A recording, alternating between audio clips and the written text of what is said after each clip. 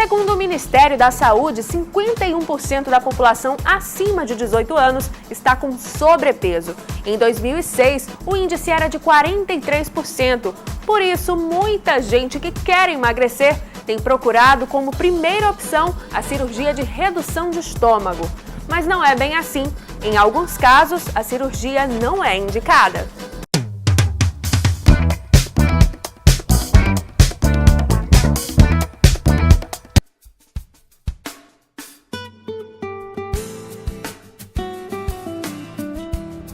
São muitas as dúvidas sobre esse assunto e para esclarecer todas, eu estou aqui com o doutor Henrique Macambira. Tudo bem, doutor?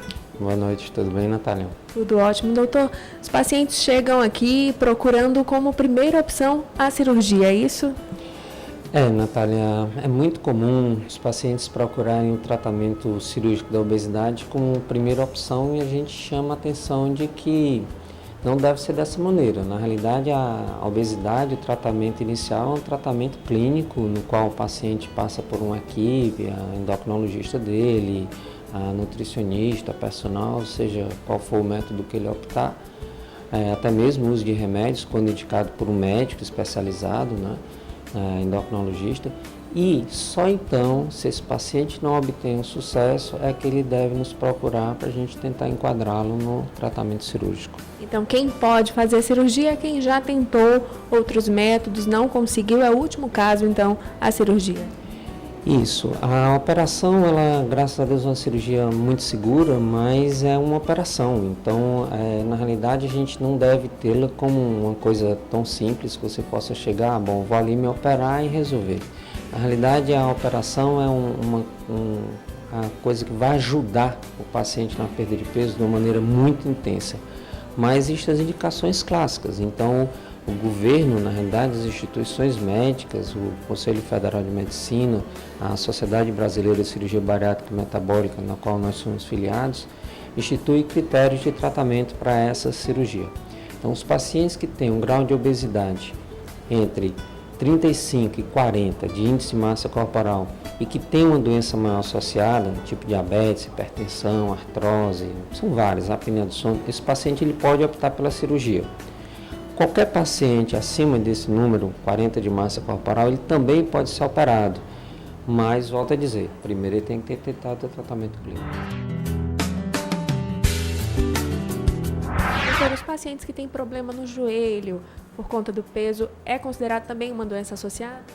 Isso, agora é muito comum doença do joelho, né? Principalmente a gente vê muita gente com atividade física, né? Então aquelas pessoas que pegam e às vezes tem nós chamamos artralgia, uma dor nas juntas devido à atividade física, está no sobrepeso e daí ele acha que aquela dor na junta ele pode vir optar pela cirurgia. Na verdade não, é quando o ortopedista dele já diagnosticou uma doença que é causada pelo impacto maior decorrente do excesso de peso.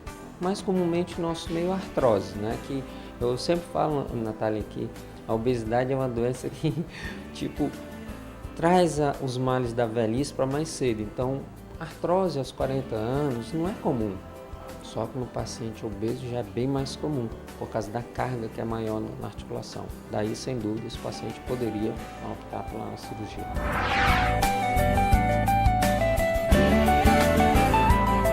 Então, quantos pacientes em média são recusados para fazer a cirurgia?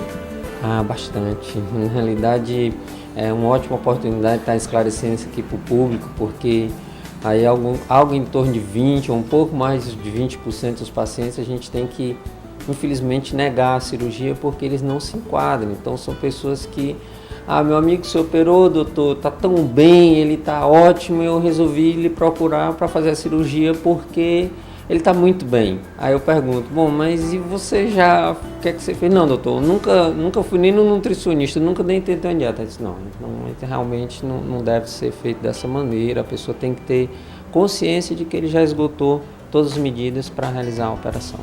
Quem mais procura, doutor, os homens ou as mulheres?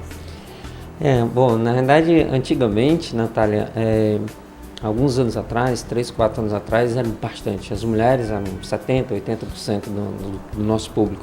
Hoje está bem equilibrado, né? Eu diria que ainda um pouco mais as mulheres, um pouco mais de 50%, mas está praticamente meio a meio. Doutor, e qual a melhor idade, né? Existe uma idade ideal para fazer a cirurgia?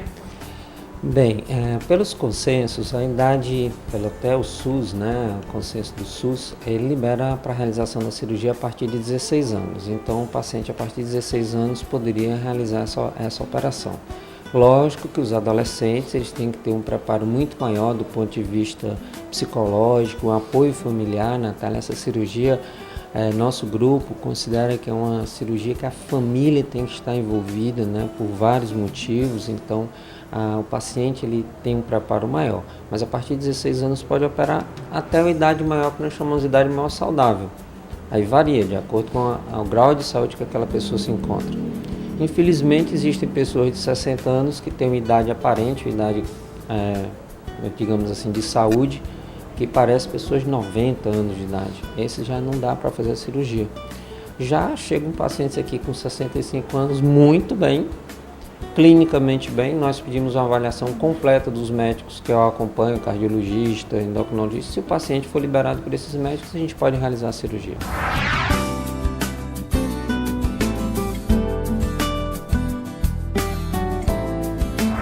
Doutor, então, para quem está assistindo a gente agora, está querendo fazer a cirurgia, qual é o exame que ele pode fazer em casa mesmo, se autoexaminar, para saber se pode ou não fazer a cirurgia? O critério de indicação que eu considero um pouco inadequado ainda é você pegar o seu peso e dividir pela sua altura ao quadrado e baixar um número chamado índice de massa corporal. Se esse número estiver acima de 40 e você já tiver tentado o tratamento clínico, poderá operar. Se estiver entre 35 e 40 e tiver uma doença como hipertensão, como ele citou, ou artrose, ele já pode operar.